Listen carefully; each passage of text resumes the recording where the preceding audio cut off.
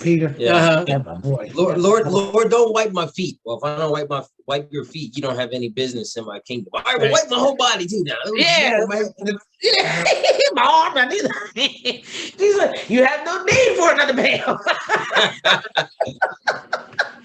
Yeah. Oh man, that's good old Peter. I love him. That's my boy there. Peter. Yes. Mhm. That's my boy.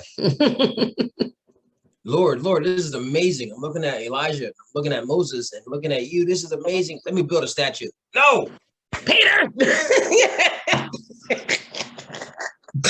They say no. And you know what's crazy? He still was the same how he was even in Acts chapter 2. I love him, man. Got to be the first one to speak. I love I love me some Peter, y'all. I'll tell you. I'm not gonna lie now. I don't blame you. He's the So- Peter the man. for Paul, we told that he was beheaded by Nero. Mm-hmm. And then Jude, James's brother, was crucified in AD 72. Bartholomew was crucified. Thomas was speared to death. Luke, we're told that he was killed by being hanged.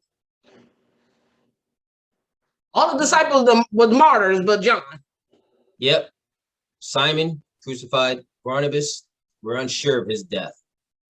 But he died in AD 73, but we don't know how. Mm. And John, he was the only one to escape a violent death. Now, not that he escaped it though, because I don't know if you know, but they tried to boil him. Mm. They tried to boil him in a bunch of oil, and it didn't work. Didn't work. So And I think Peter, but I really think that Peter had a notion that John was going to be left because he wanted to know what John's predicament was going to be, and Jesus let him know, you mind your own business. You know what I mean? You worry about yourself. Doing that breakfast, right? Yes. So make well, and you remember Scripture says right when that happened that's how the rumor got started that John was going to live forever. Yeah, yeah. Peter started that rumor. Yeah, he did. I'm quite sure. Good old Peter. Yeah. I love Peter. I love Peter. The busybody. Lord, Lord, Lord, this is great. This is great, Lord. Yeah, Peter, feed my sheep. Okay, I will. But what about John back there? Peter. Oh, wait a minute. Jesus knew. I tell you what, Jesus knew that Peter loved him. Okay, he chopped off Malchus's ear. Yeah, he did. Oh, yeah, he did. Peter went to war now. Peter went to war now. Look, you leave my Jesus alone. Wow. Wow. Yeah. I love They probably really believe that John went on to live forever. They probably did. Yeah, they died while he was still alive. Yeah. They still love him. But he went to the Isle of Patmos, so I don't know if he knew, if they knew, you know what I mean, that he wasn't dead. I don't know.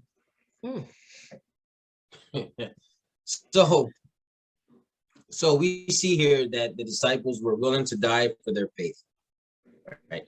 And so someone can ask the question, well, why, that doesn't necessarily make it true. That just because they were willing to die for their faith doesn't mean that it's true.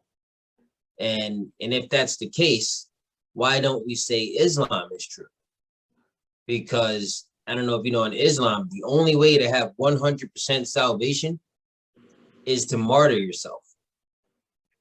So, that's why they do a lot of suicide bombings, because that's the only guarantee that you have you'll get to heaven. So, that's a guarantee to go right to hell. Oh yeah, it's definitely a guarantee to go to hell, but they teach that's a guarantee to get to heaven, and also they get 72 virgins too when they get to heaven, which is pretty crazy because that's 72 mother-in-laws. That's crazy. Yeah. You ain't kidding about that. So nobody want no 72 mother-in-laws at all. Look, the virgins sound nice, but at all. So I heard a guy say that once. He was like, "Why in the world are you going to be a Muslim? Have 72 virgins, 72 mother-in-laws." And then he said, I'm joking. My wife has a wonderful mother-in-law. Yeah, you better say that. Clean it up. He might have slept on the couch that day. Yeah, he did. They did. When it comes to mine, it is worth sleeping on the couch. Yes, can you imagine that? Oh my goodness. I would have wished there was So, no but I think it's a good question. Why don't we take the testimony of the Muslims who are willing to kill themselves? And the biggest difference is between us and them is that the Quran was written 600 years after Muhammad died. So that means it's too long to be trusted as source, as an accurate source, I should say. And then number two, it means that these aren't eyewitness accounts.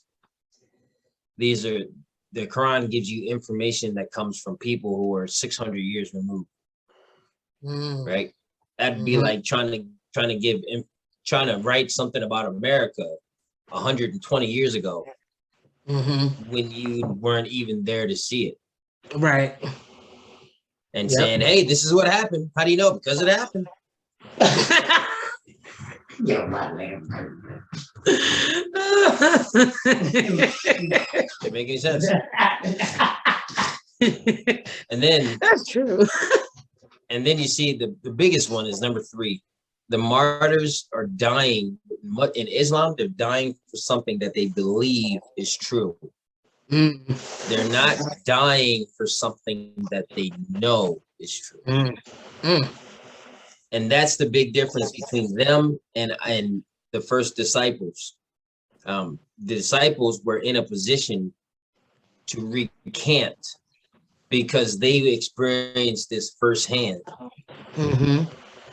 People in Islam are dying for something they have no idea whether or not it's true. They just believe it. And belief in something doesn't make it true. Right. Right? You can believe 2 plus 2 is 5 all you want. You're not going to go anywhere in life. Right.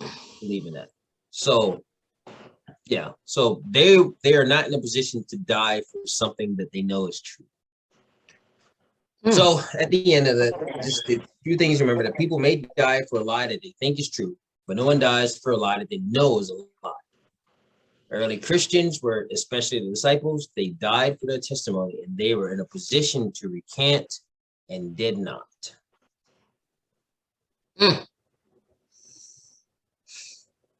So, Execution, mother. Oh, I hear that word one more time. what's mom doing? I said persecution, mother. She said, if I hear that word one more time. What about it? I would just, we were watching a documentary on persecution. Oh, yeah, it's coming. Yeah. Well, it's actually here. It's already happening here, but it's gonna get a whole lot worse. I completely agree. I would I give really every hope. morning. I guess I just hope that I don't have to be persecuted. But I mean, But I know you're not going to recant. no. I'm not gonna go to hell because they're gonna kill me. Just kill me. Right. Just kill me. Don't make it. Just kill me. I think you might got the wrong idea about being dead. I don't know about him, but About being who? about being dead. I don't want to go. I'm not going to seek persecution. I'm not going to say, hey, come on, kill me because I believe in Jesus, y'all. No, but Well, I mean, I ain't going to keep silent either. that's right. I don't. I got a big mouth for everything else. So I'm a big mouth for that. All right, Peter. I know. I love me some Peter now. Peter, Yeah. I understand. Yeah. And you know, in Revelation 21, let me see if I can pull it up.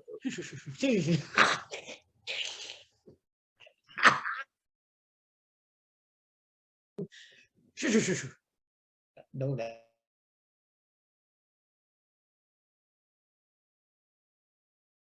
But Revelation 21, verse 8, it says, but the cowardly, unbelieving, abominable, murderers, sexual immoral, sorcerers, idolaters, and all liars shall have their part in the lake of fire, which burns with fire and brimstone, which is the second death. So see that first part though.